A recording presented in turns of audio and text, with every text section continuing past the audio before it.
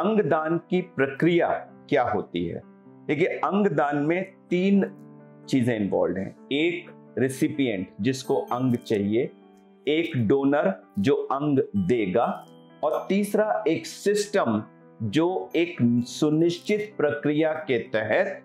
Scientific तरीके से donor से अंग को लेकर के रेसिपिएंट में लगा दे, जिससे वो उसमें सुनिश्चित रूप से काम करे।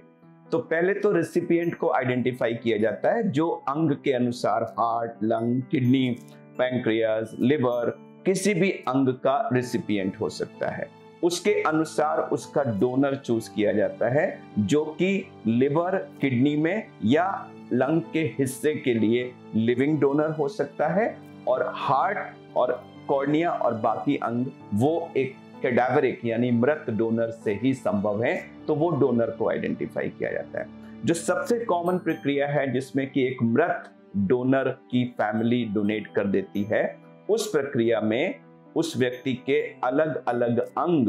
डिफरेंट हॉस्पिटल्स में जा सकते हैं, और इसका जो एक बंटवारा है उसमें किसी तरह का कोई गड़बड़ ना हो, इसके लिए ये प्रक्रिया भारत सरकार की एजेंसी है जिसको हम नोटो कहते हैं, National Organ and Tissue Transplantation Organisation, और इसी का रीजनल रोटो और स्टेट्स में सोटो है। तो ये सरकार द्वारा नियंत्रित बॉडीज हैं जो एक सुनिश्चित प्रक्रिया के तहत एक नियमानुसार बिना किसी तरह की हेरफेर हुए अंगों को एक सही तरीके से, एक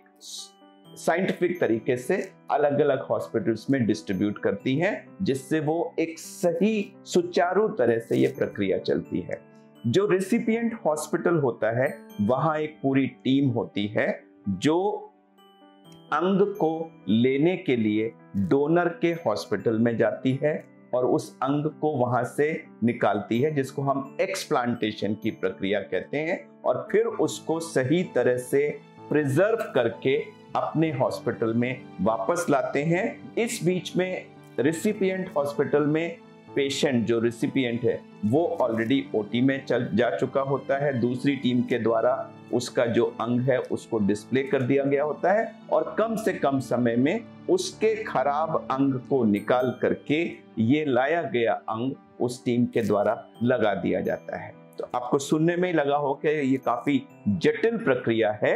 ये टेक्निकली यानी शल्य के एंगल से भी जटिल है और ऑर्गेनाइजेशनल लॉजिस्टिक्स एंगल से भी जटिल है। बहुत सारे लोग इसमें इन्वॉल्व होते हैं, बहुत सारी एजेंसीज इन्वॉल्व होती हैं, क्योंकि आप समय के खिलाफ रेस कर रहे होते हो, क्योंकि अंग को शरीर से बाहर रखने की समय सीमा निर्धारित होती है। तो उसने एक समय सीमा के अंदर ही अंग को लाके लगाना होता है। तो एक डोनर,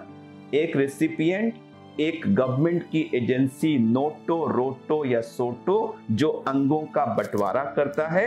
और रेसिपिएंट हॉस्पिटल में पूरी टीम जो जा करके डोनर हॉस्पिटल से अंग को ले करके सही तरीके से लाके रेसिपिएंट हॉस्पिटल में रेसिपिएंट में इम्प्लांट करे। ये सारा का सारा प्रोसेस जो है इसको हम ट्रांसप्लांटेशन या अंग प्रत्यारोपण प्रक्रिया कहते हैं।